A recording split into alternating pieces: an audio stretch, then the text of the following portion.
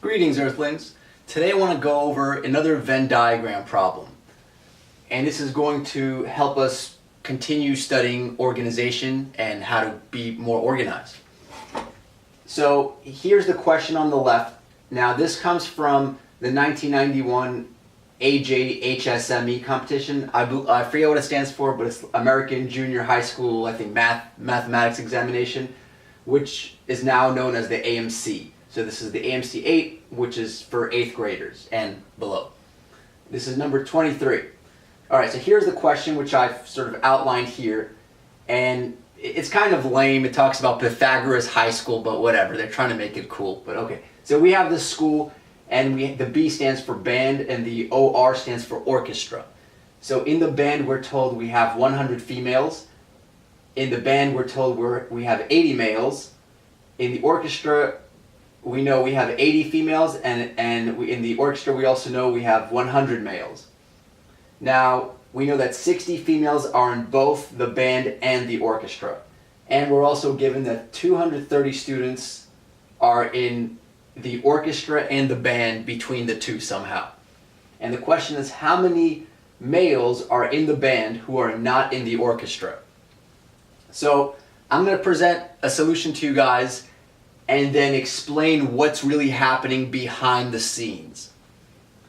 So notice we have all of these categories and we have a grand total. So one approach might be, well, we have females, males broken out into band and orchestra, so why don't we just add all four of these numbers up? And that's what I've done over here, and we get 360. Now clearly 360 is too high because we only have 230 students. But we're told that 60 females are in both the band and the orchestra. So, in other words, we've been double counting these because of these 80 females here and of these 100 females here, 60 count for both. So, we're going to subtract that 60 off, and that means we have 300 students. However, that's still too high because this is supposed to be 230. So, if we subtract 300 minus 230, we get that the overcounting on the men's side, the male side, must be 70.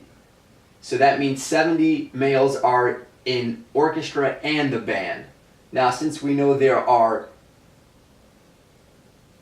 let's see, in the band there are only 80 males, 70 of which are also in the orchestra. That means 80 minus 7 equals 10.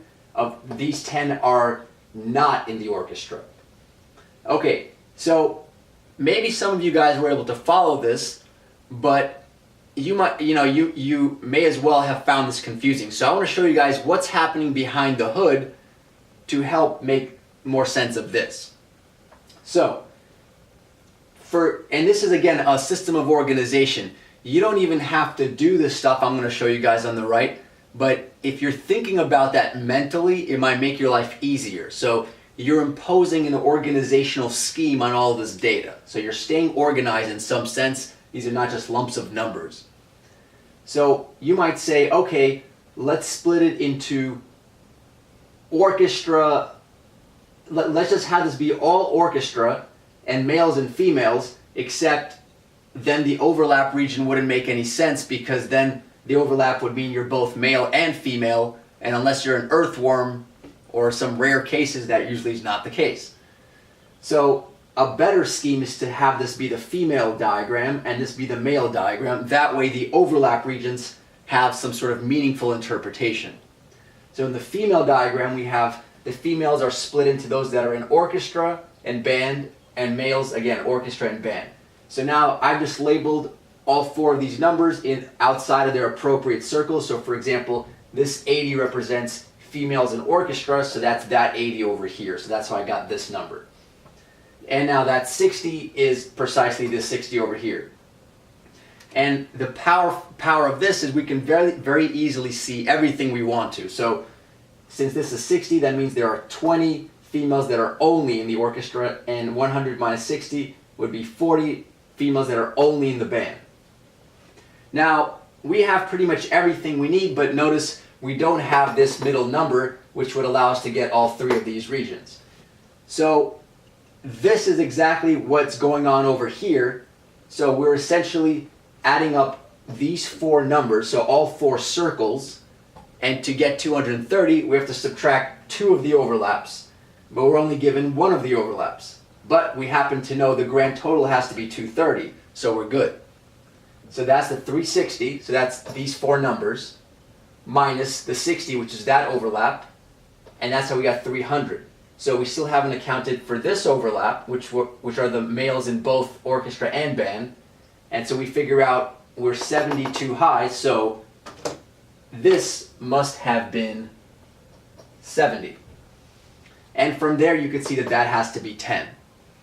Alright, so this wasn't a super hard problem maybe, but you know, if you didn't do it this way, you might have struggled. So I just want to encourage you guys to use a nice scheme. So whenever you're attacking a problem, don't just try to get it right. Try to do it right with elegance and ease and a nice organizational approach. So hopefully that helped. Again, if you're doing this and you're comfortable with Venn diagrams, you may not even have to draw this stuff out. So you may just have this kind of going on in your head. Alright, I'll see you guys in the next video.